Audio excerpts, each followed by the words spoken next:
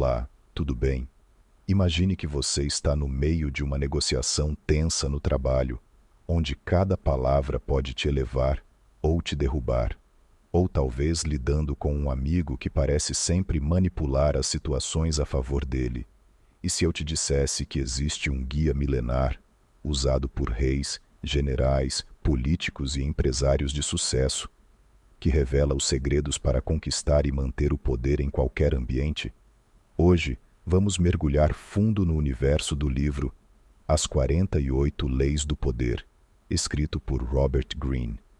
Esse livro não é só uma leitura, é uma ferramenta prática para entender as dinâmicas humanas, as armadilhas do ego e as estratégias que moldam o mundo ao nosso redor.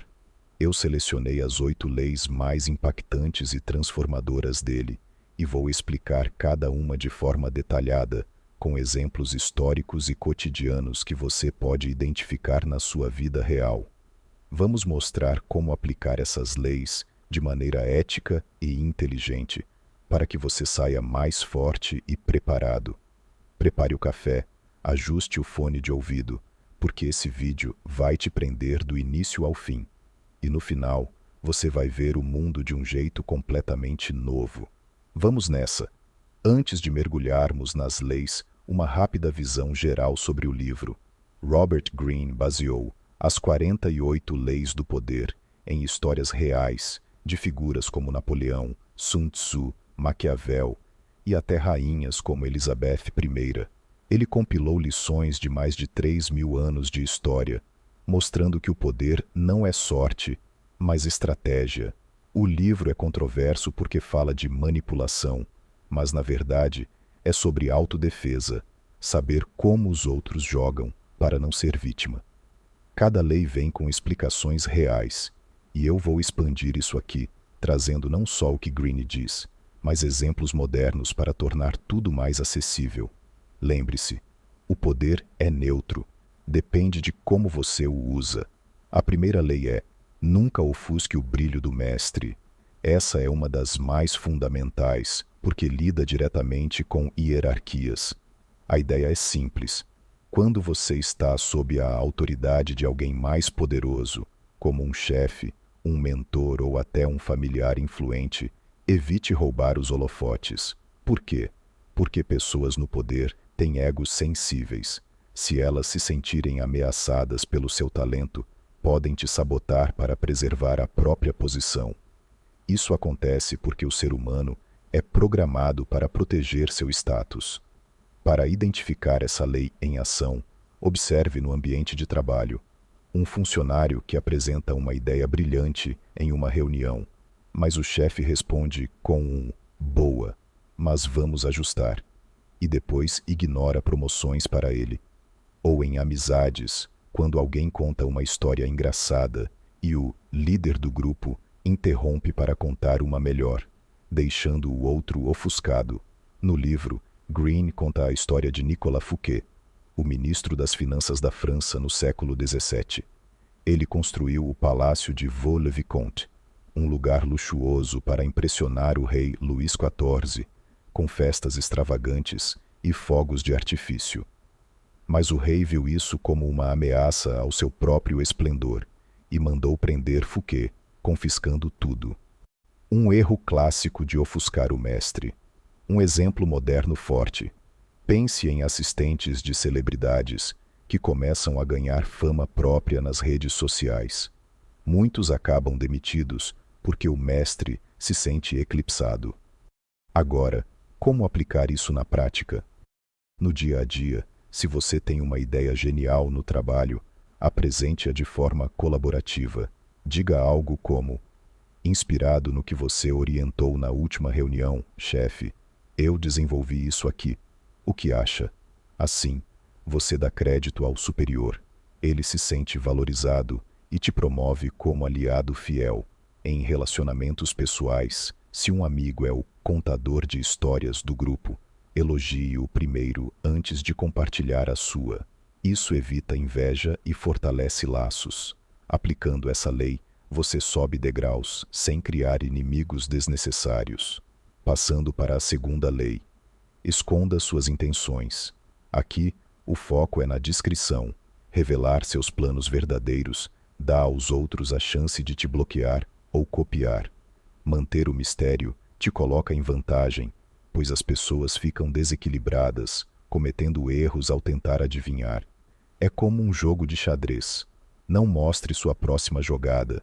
Você identifica isso quando alguém faz perguntas inocentes sobre seus objetivos, mas na verdade está sondando fraquezas, como um colega de trabalho que pergunta casualmente sobre seus projetos para depois apresentar algo similar.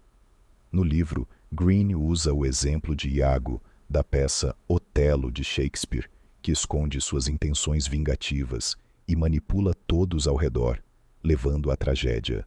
Outro exemplo histórico, o imperador romano Augusto, que fingia ser humilde enquanto consolidava poder absoluto. Um exemplo moderno impactante, em negociações empresariais, como quando Elon Musk anuncia produtos da Tesla de forma vaga, criando hype sem revelar detalhes técnicos, o que confunde concorrentes. Para aplicar, em uma entrevista de emprego, não diga logo seus sonhos de carreira. Pergunte sobre a visão da empresa e ajuste suas respostas. Ou em uma compra de carro, não revele seu orçamento máximo, comece baixo e negocie. Pratique isso escrevendo seus planos em um diário privado, treinando para falar menos sobre eles. Essa lei te ensina que o silêncio estratégico é uma arma poderosa, evitando que outros usem suas palavras contra você. Agora, a terceira lei.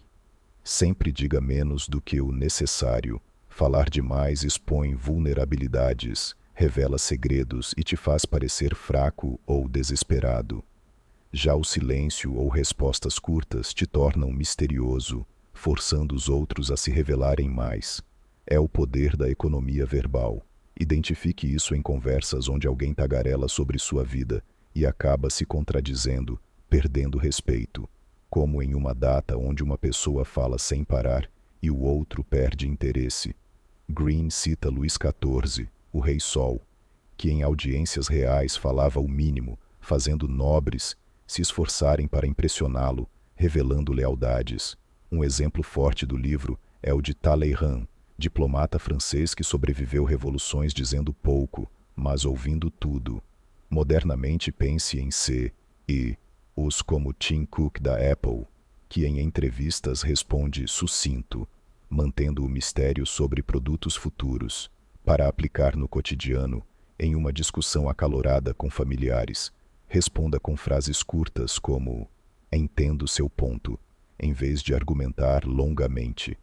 No trabalho, em e-mails, seja breve, confirmado, procedendo. Isso te dá tempo para pensar e observar reações. Treine pausando antes de falar, contando até 3 mentalmente. Com o tempo, você notará que as pessoas te respeitam mais, achando você sábio e controlado. Vamos à quarta lei. Proteja sua reputação a todo custo. Sua reputação é seu maior ativo. É o que as pessoas pensam de você antes mesmo de te conhecerem. Uma mancha pode destruir anos de trabalho, enquanto uma boa imagem abre portas. Proteja-a como um tesouro. Você identifica violações quando boatos se espalham em redes sociais, como um post polêmico que viraliza e custa empregos. No livro, Green fala de César Borgia, que cultivou uma reputação de impiedoso para intimidar inimigos, usando propaganda para moldar percepções. Outro exemplo, a rainha Elizabeth I, que construiu uma imagem de Virgem Rainha para unir a Inglaterra. Um caso moderno, celebridades como Taylor Swift, que processa tabloides por difamação para preservar sua imagem limpa, transformando crises em vitórias. Para aplicar, monitore o que dizem sobre você online e offline.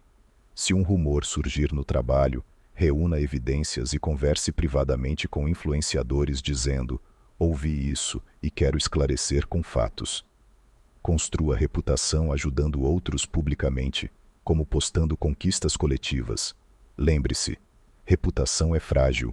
Invista em integridade diária para que ela te proteja como uma armadura. A quinta lei é: chame atenção a qualquer preço. Em um mundo saturado de informações, ser invisível é o pior erro. Melhor ser controverso do que ignorado. Atenção gera oportunidades, mesmo que inicialmente negativa. Identifique isso em influenciadores que postam conteúdos polêmicos para ganhar views, como debates quentes no YouTube. Green menciona P. T. Barnum, o rei do circo que inventava escândalos como a sereia de Fiji, um macaco costurado a um peixe, para atrair multidões. Um exemplo histórico, Cleópatra, que usava entradas dramáticas para captar a atenção de Júlio César. Modernamente, Lady Gaga no início da carreira, com roupas extravagantes como o vestido de carne, que a catapultou para o estrelato, apesar das críticas. Para aplicar, no seu perfil profissional, crie conteúdo único. Em vez de um currículo padrão, faça um vídeo criativo destacando habilidades. Mas gerencie. Transforme a tensão negativa em positiva, como admitindo erros e mostrando crescimento. No dia a dia, em festas, use uma história engraçada para se destacar, mas sem exageros. Essa lei te ensina que visibilidade é moeda. Use-a sabiamente. Chegamos à sexta lei. Esmague completamente o seu inimigo. Essa soa dura, mas a lição é: se você tem um adversário real, não deixe sobras para revanche. Meio termo permite retaliações. É sobre proteção total. Identifiquem casos onde perdoar um traidor leva a novas traições, como em parcerias de negócios que azedam. No livro, Gengis Khan é o exemplo. Ele destruía exércitos inteiros, incorporando sobreviventes leais para evitar rebeliões. Outro, Maquiavel, aconselhando príncipes a eliminar ameaças de raiz. Um exemplo moderno, empresas como a Amazon, que compra ou esmaga concorrentes pequenos, antes que cresçam, dominando mercados. Para aplicar eticamente, se um sócio te engana, corte laços legais, recupere investimentos e documente tudo para prevenir retornos. Em amizades tóxicas, bloqueie contatos e foque em círculos positivos. Não é vingança, mas autodefesa. Finalize capítulos ruins para abrir novos. A sétima lei. Jogue com a necessidade das pessoas de acreditar em algo. Humanos precisam de crenças para dar sentido à vida. Use isso para influenciar. Crie narrativas que atendam desejos emocionais. Identifiquem marcas que vendem estilos de vida, como anúncios de luxo prometendo felicidade. Green cita profetas falsos, que fundam seitas com promessas de salvação. Um exemplo, o mago Rasputin, que manipulou a família real russa com poderes divinos. Modernamente, a Apple vende não gadgets, mas inovação e pertencimento, criando fãs devotos. Para aplicar em vendas, foque no emocional. Esse carro não é só transporte, é liberdade para aventuras com a família. Em palestras, comece com uma história inspiradora que faça o público acreditar no seu visão. Construa lealdade atendendo necessidades profundas, como segurança ou realização. Por fim, a oitava lei. Pense como quiser, mas comporte-se como os outros. Para sobreviver em grupos, adapte-se ao ambiente. Rebeldia aberta te isola. Mantenha ideias radicais internas até ganhar poder. Identifique em corporações, onde inovadores são demitidos por desafiar normas. No livro, Galileu sofreu por confrontar a Igreja abertamente sobre o heliocentrismo. Outro, o jesuíta Baltazar Gracian, que escreveu conselhos disfarçados para sobreviver na corte. Um exemplo atual, ativistas como Edward Snowden, que revelam segredos de dentro, mas muitos preferem mudar sistemas sutilmente. Para aplicar, em ambientes conservadores, vista-se e fale como o grupo, mas avance ideias progressivas aos poucos, como sugiro uma variação no processo atual. Isso te permite influenciar sem ser expulso, ganhando aliados gradualmente. Ufa, que jornada profunda pelas 8 leis principais de As 48 Leis do Poder. Esse livro é uma mina de ouro para quem quer navegar melhor no mundo complexo das relações humanas. Lembre-se, essas leis não são para manipular maldosamente, mas para se proteger e crescer com sabedoria. Aplique-as com ética e você verá mudanças reais na sua carreira, amizades e vida pessoal. Se você curtiu esse conteúdo expandido e detalhado, dê um like agora mesmo. Seu like ajuda o algoritmo a espalhar conhecimento como esse. Deixe nos comentários qual lei te impactou mais e por quê. Compartilhe uma história pessoal, onde você viu uma delas em ação. E se ainda não é inscrito, inscreva-se no canal e ative o sininho para receber notificações de vídeos assim, cheios de insights valiosos. Obrigado por ficar até o fim. Você é incrível por investir no seu crescimento. Nos vemos no próximo vídeo. Tchau!